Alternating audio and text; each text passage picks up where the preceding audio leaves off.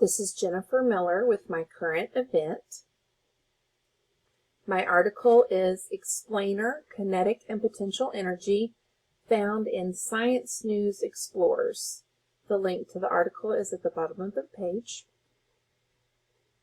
The standard is S4P3, Obtain, Evaluate, and Communicate Information about the relationship between balanced and unbalanced forces. It's particularly substandard B, construct an argument to support the claim that gravitational force affects the motion of an object.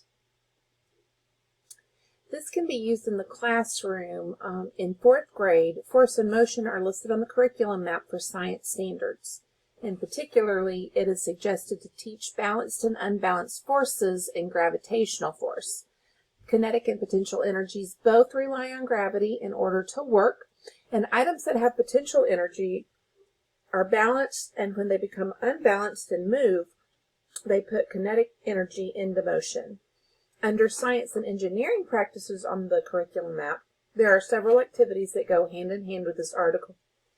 Asking questions and defining problems, constructing an argument from evidence, developing and using models, analyzing and interpreting data, and obtaining, evaluating, and communication. All of these can take place on the playground with swings, and students can see firsthand how kinetic and potential energy work while having fun. Other content areas that kinetic and potential energy can be used are in art. Students can draw machines that show kinetic energy versus potential energy.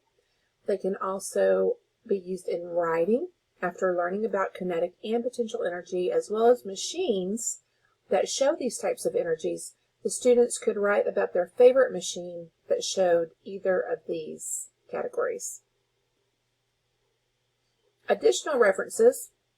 This is a fun YouTube video, The Difference Between Kinetic and Potential Energy. And she also talks about like the higher the item with stored potential energy, the more kinetic energy is developed. And there's like a little quiz at the end. And then my favorites are Brain Pop, and there's one for kinetic as well as potential energies, and they have quizzes at the end of their videos as well. And here is where I will put my recording. Thank you very much.